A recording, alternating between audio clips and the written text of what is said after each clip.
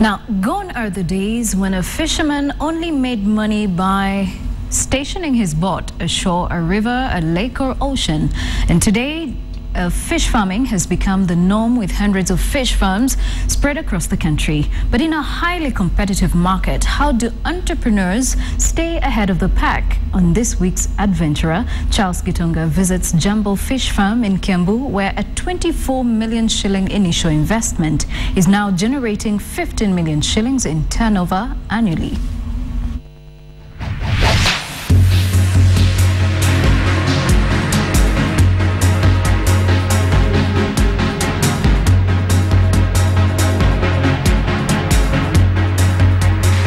Commercial fish farming is becoming one of the major sources of revenue for many individuals in the country, and of course a great component to food security. Today we speak to Susan Akinyi, the general manager of Jambo Fish, whose business is producing up to 1.5 tons of fish every month.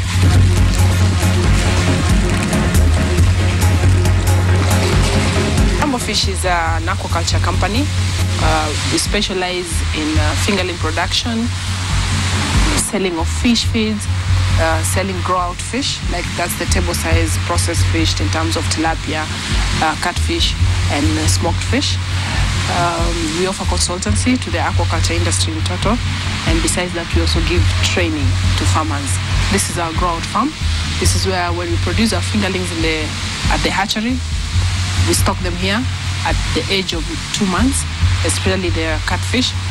2 months is like this size, around 5-10 grams, and then from there we grow them up to 1 kilo, which is mainly our selling, the weight at which we sell our fingerling, our grow-out fish.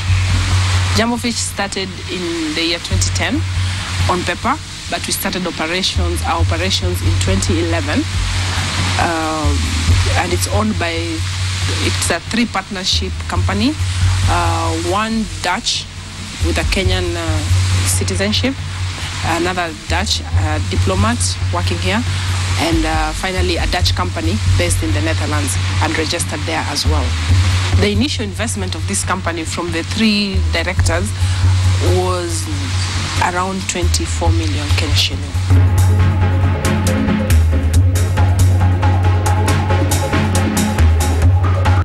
Now this is the Jambo Fish hatchery, and one of the processes here is called spawning, which is a reproductive process for catfish. Let's find out about it.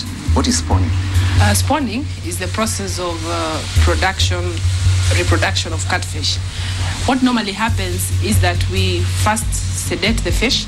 That is, we have to tranquilize the fish and make it a little bit in a way that we can handle it, because it's quite a big fish. After that, we have to take the male.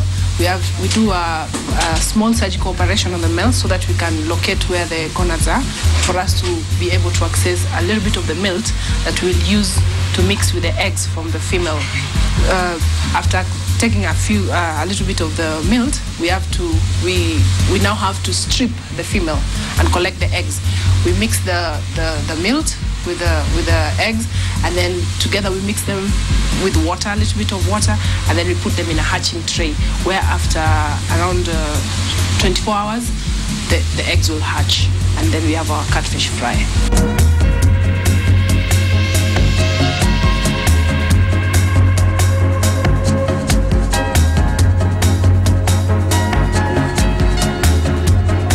The technology that we use here, as you can see, this is a recirculation system. It maximizes on the water before you can actually bring new water. The recirculation system helps us to stock so many fish in a very small space and use minimum water.